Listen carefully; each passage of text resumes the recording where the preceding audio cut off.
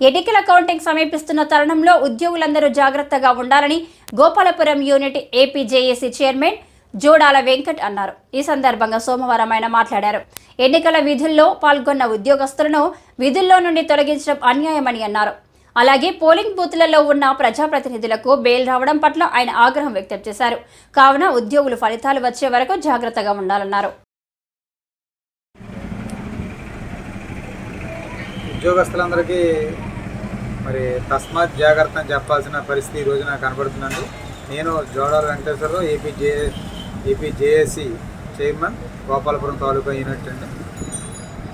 ఏ ఇబ్బందులు జరిగినా polling బూతుల్లో election విధుల్లో మంచి విధులు నిర్వర్తించినటువంటి ఉపాధ్యాయులకి ఉద్యోగులకి ప్రత్యేకంగా ప్రస్తుతం వాళ్ళకి ధన్యవాదాలు తెలియజేస్తూ మరి బూత్లో చేసినటువంటి ఉపాధ్యాయులనేమో సస్పెండ్ అయ్యారు. మరి బూత్లోకి వచ్చినటువంటి ప్రజాప్రతినిధులేమో బెయిల్ వచ్చి వాళ్ళు ఇంటి దగ్గర కూర్చున్నారు. ఎంతవరకు సమంజసం అండి? మరి ఉద్యోగ బాధ్యతలు నిర్వర్తించినటువంటి వ్యక్తులను సస్పెండ్ చేయడం చాలా బాధాకరం. మరి ఎలక్షన్ కమిషన్ ఆఫ్ ఇండియా సీరియస్గా ఈ విషయంలో తీసుకోలేదని నేను భావిస్తూ మరి ఎలక్షన్ కమిషన్ ఆఫ్ ఇండియా తప్పనిసరిగా మరి ఆ సస్పెండ్ చేసినటువంటి పీఓని ఏపీఓని కూడా వెంటనే మళ్ళీ వాళ్ళని ఉద్యోగాలకు తీసుకోవాలి. అదేవిధంగా దీని అందరికీ కారణమైనటువంటి ప్రజాప్రతినిధులు అందరూ కూడా వాళ్ళ మీద కూడా చర్యలు తీసుకోవాలి.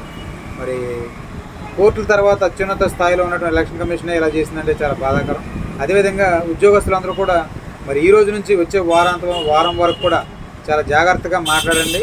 అదేవిధంగా చాలా జాగ్రత్తగా ఉండండి. వాట్సాప్ ద్వారా అవనండి, సోషల్ మీడియాలో మరి ఆ పార్టీ గెలుస్తుంది, ఈ పార్టీ గెలుస్తుంది, ఆ పార్టీకి సానుకూలంగా ఈ పార్టీకి వ్యతిరేకంగా ఇలా మాట్లాడడం దయచేసి చేయకండి. అదేవిధంగా గెలుపొందినప్పుడు వెంటనే వెళ్ళిపోయి ఓ పార్టీ అధిపతి గారికి గెలిస్తే అతనికి వెళ్ళి సన్మానాలు లేదా అతనికి వెళ్ళి పుష్పగుచ్చాలు అలాంటివి ఇవ్వడం కూడా వెంటనే తగ్గించండి. ఎందుకంటే ఇంకా మనం ఎంసీసీ కోడ్లోనే ఉన్నాం కాబట్టి ఎలక్షన్ కమిషన్ ఆఫ్ ఇండియా మనకి సీరియస్గా ఉంటుంది. కాబట్టి ఉద్యోగులందరూ తస్మాత్ జాగ్రత్తగా ఉండి మరి కౌంటింగ్ అయిన తర్వాత మోడల్ కోడ్ ఆఫ్ కాండక్ట్ అయిన తర్వాత మాత్రం మనం ప్రజాప్రతినిధులు గెలిచిన వాళ్ళని కలిసి వాళ్ళందరికీ విషయం తెలియజేద్దాం. ఈ విషయాన్ని అందరూ కూడా గ్రహిస్తారని భావిస్తూ ఏపీజేఏసీ తరఫున అందరూ కూడా మరి ఈ బాధ్యత నిర్వహించినటువంటి ఉద్యోగ ఉపాధ్యాయ అందరికీ కూడా ధన్యవాదాలు తెలియజేస్తాం.